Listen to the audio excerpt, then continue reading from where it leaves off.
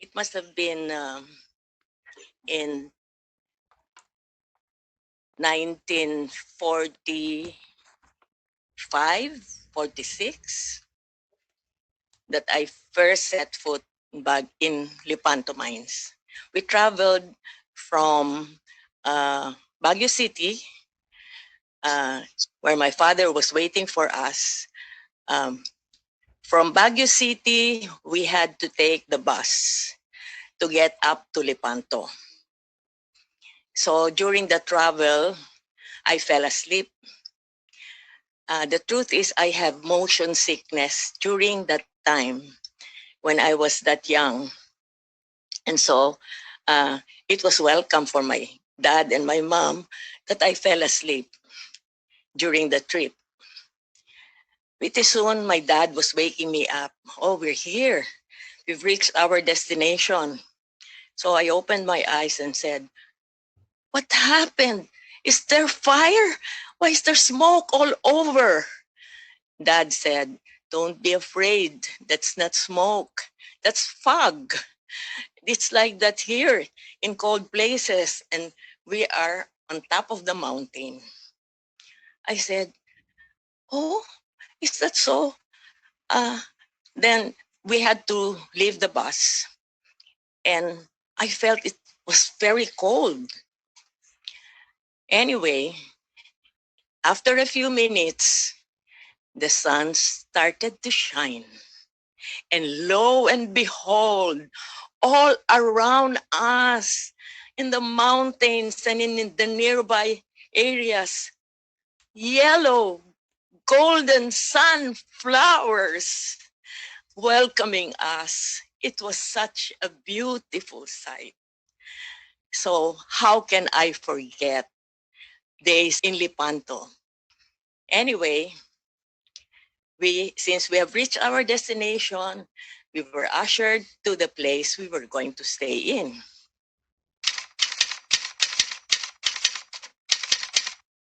So looking all around, I said, it looks so different.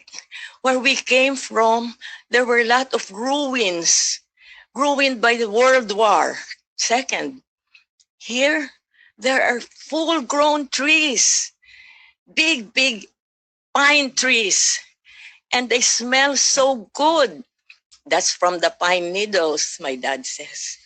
Oh, is that so? Yes, that's what they call pine needles, not pine leaves.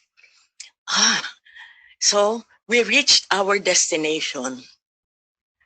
It was a beautiful, newly built cottage. Green roof. There's a balcony in front, and the walls outside were painted all white. So green and white, and the trees at the back. And later on, I found our backyard became our playground later. The front area my mother used as a garden. She filled it with a lot of roses and dahlias, huge dahlias, beautiful flowers.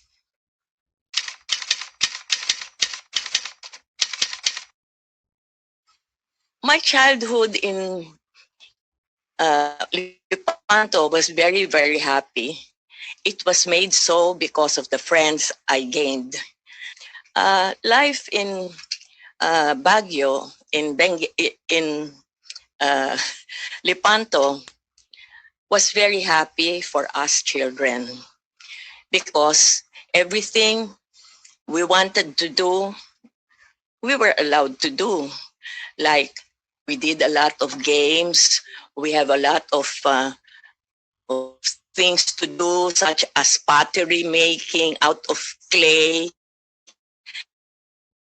So the native children were the ones who taught us how to make pots and containers. And then for the food inside the pot, we would just slice leaves and flowers. And we enjoyed it so much. And before I left Baguio, Lepanto Mines, my friend, his name was David, he's a blonde boy, and I buried our toys at the back of our house.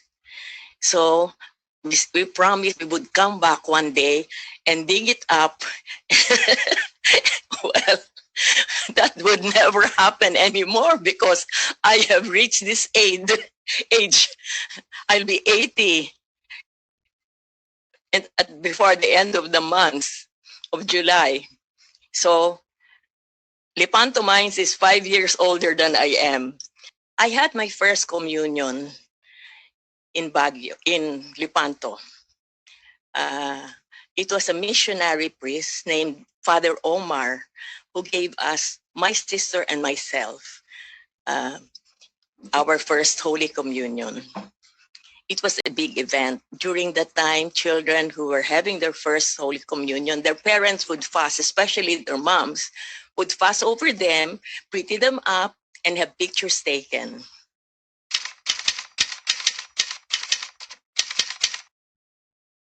We stayed for a few years.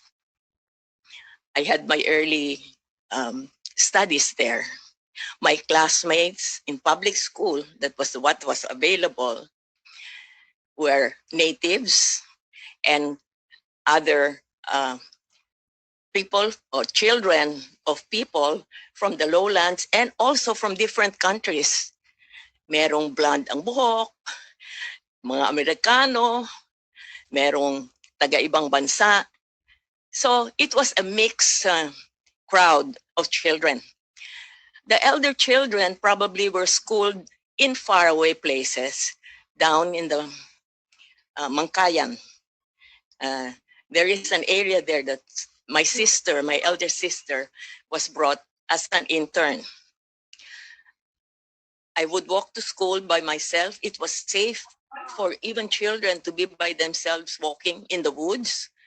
I remember I had to wear high cut shoes and to secure my ankles. And I had to wear coveralls. That was my way of going to school with t-shirt inside, stripes, etc. And I would be walking in the woods by myself. And then here comes along my other classmates as I go near the school. Uh, we had a lot of games in school. We were taught a lot of lessons, especially poetry, singing. But since it was mostly in English, of course, lyrics were all in English for us to be able to understand each other because that was a common language among different nationalities.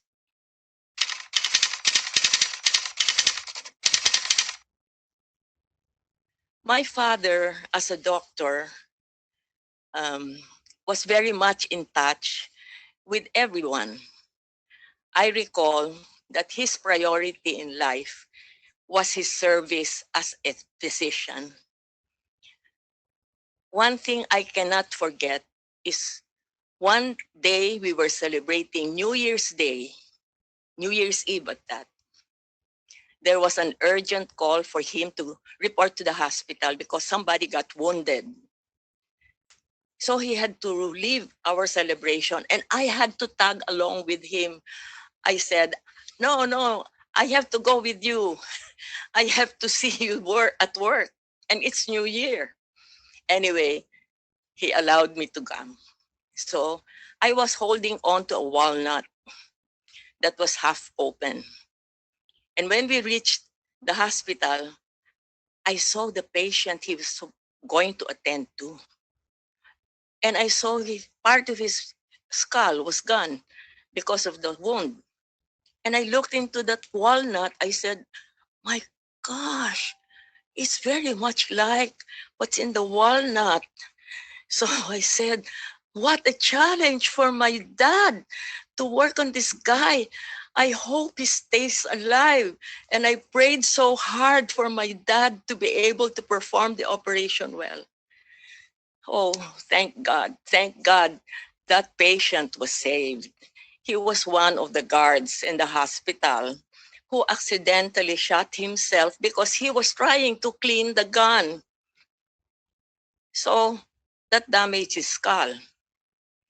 Well, it's difficult to have a doctor in the family, like having a soldier also in the family, because the first service that he has to do is the service in the profession that he chose.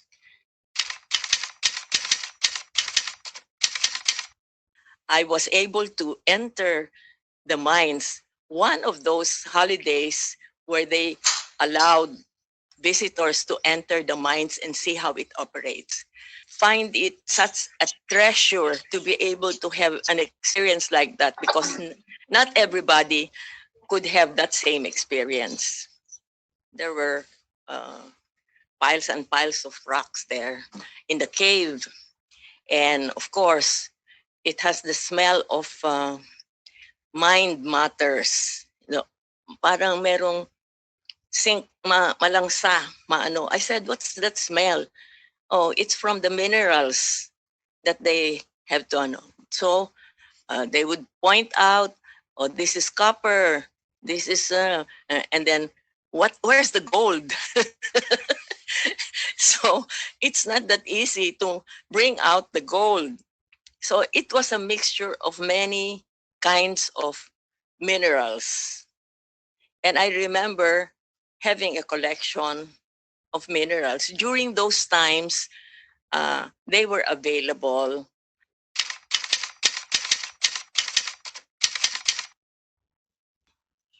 I recall people were very helpful towards one another.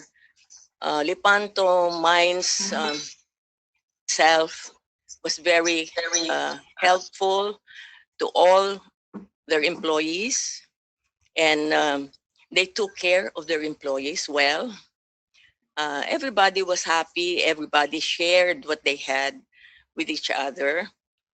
Having all of this, especially after World War II, was really something you can never forget, because it's very much appreciated.